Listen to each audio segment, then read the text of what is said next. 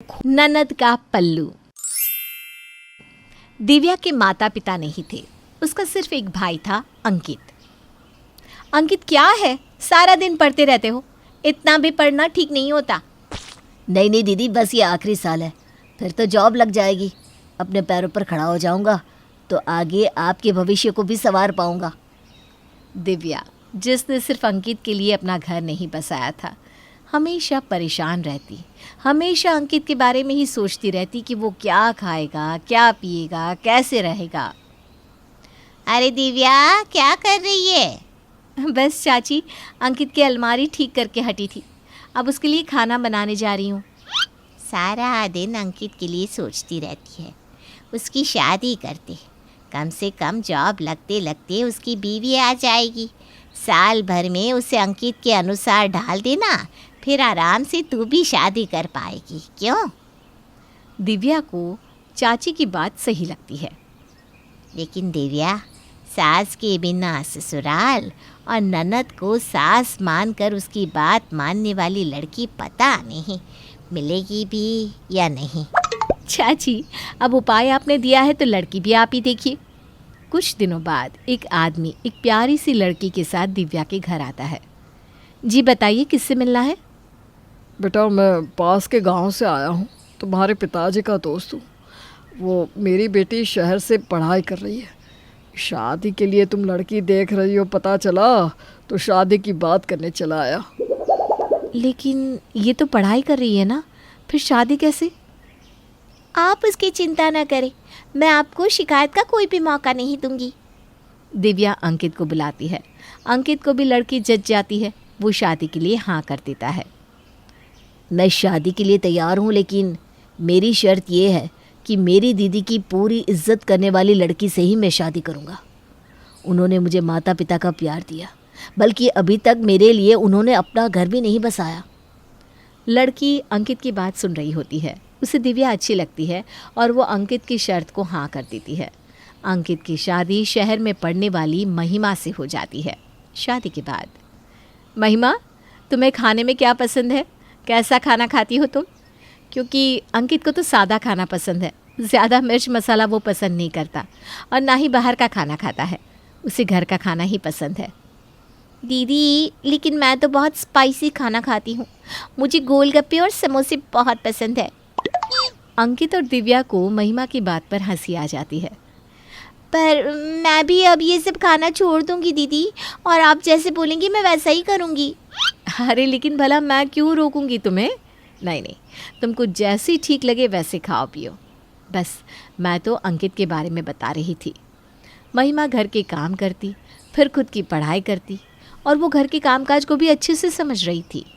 एक रोज़, महिमा, अंकित के पास शर्ट नहीं है, उसकी जॉब लगने ही वाली है, दफ्तर जाएगा तो रोज़ अच्छे अच्छे कपड़ों की ज़रूरत होगी, तो तुम मार्केट से कुछ कपड़े ले आओगी? महिमा बाज़ार जाती है, वो प्लेन अच्छी ऑफिशियल शर्ट्स लेकर आ जाती है। शाम को वो दिव्या और अंकित के सामने शर्ट्स रखती है। ओहो, ये क्या ले आई महिमा? महिमा दिव्या को चिल्लाते हुए देखकर डर जाती है। क्यों दीदी, अच्छी नहीं है? अच्छी तो है। अरे नहीं नहीं, ऐसी शर्ट्स अंकित नहीं पहनता, कितने सिंपल रंग है, सफ़ेद और ये हल्का नीला, हल्का पिंक। नहीं नहीं, अंकित ऐसे कपड़े नहीं पहनता। अंकित, तेरी शर्ट लेकर आ जो मैं तेरे लिए लेकर आती हूँ। अंकित अंदर जाकर चटक रंग वाली फूलों की प्रिंट वाली, साथ ही गहरे रंग की पैंट्स भी ले आता है। वो दीदी ऐसे कपड़े लाती है महिमा। हाँ, पर ऑफिस में तो ये कपड़े ठीक नहीं लगेंगे। क्यों? ऑफिस में क्या चेहरा और पर्सनालिटी अलग हो जाती है? हाँ, मेरा भाई तो ऐसे ही कपड़े में अच्छा लगता है, कल जाकर बदलवा देना। लेकिन दीदी, ये कपड़े तो... क्या हो गया महिमा, तुझे पता है ना, मैंने अंकित को कभी ऐसे कपड़े नहीं पहनाए। तो कल चेंज कराना, समझी? दिव्या अपना फरमान सुनाकर निकल जाती है, लेकिन महिमा अंकित की ओर देखती है। देखो, सच में ये बहुत अच्छे कपड़े हैं, डिसेंट लुक, लेकिन क्या करूं? कुछ नहीं, कल चेंज कराऊंगी।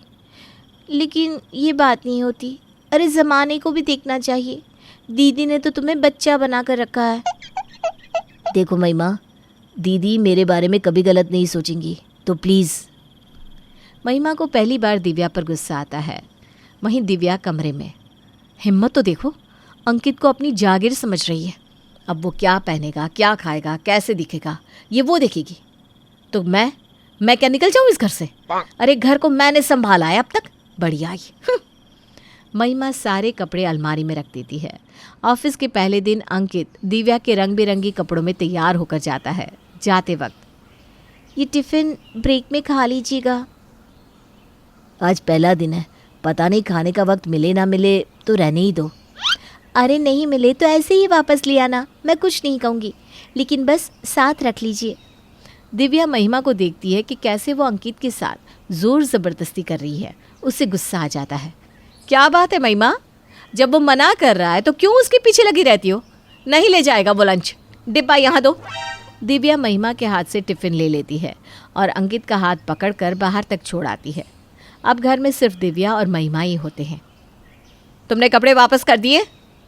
नहीं दीदी, वो क्या है ना, मैं वो कपड़े कभी कभी अंकित को पहनने को दूंगी। मैं भी तो बीवी हूँ, मेरे भी तो शौक है। शौक है तो पूरा करो, मैंने कब मना किया? लेकिन अंकित को बदलने की कोशिश मत करना, समझी? मैं बदल नहीं रही हूँ दीदी, बस बोल दिया तो बोल दिया। वैसे भी तुम्हें उसकी शर्त याद नहीं है? जैसे मैं बोलूँ वैसे ही करना होगा। महिमा घर में कलेश नहीं चाहती थी। वो दिव्या की बात का कोई जवाब नहीं देती और वहाँ से चली जाती है। शाम को अंकित घर आता है और अरे कैसा रहा पहला दिन अंकित?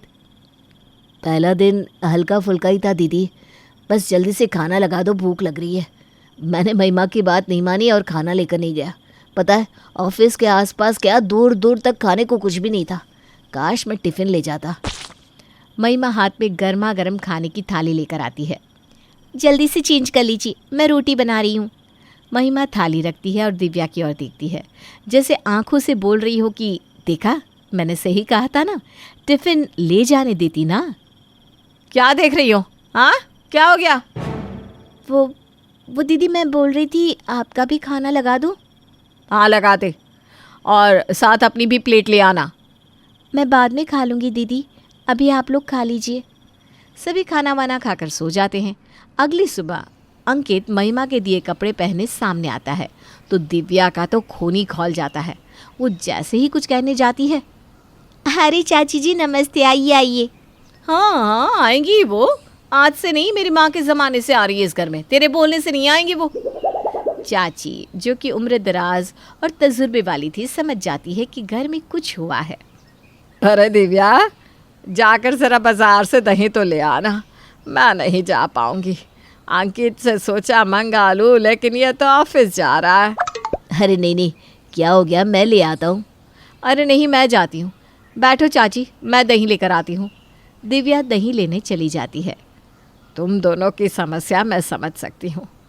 अंकित, महिमा आज की लड़की है, तेरी बीवी है, तुझसे उसे उम्मीदें हैं, लेकिन दिव्या के लिए तू बेटे जैसा है।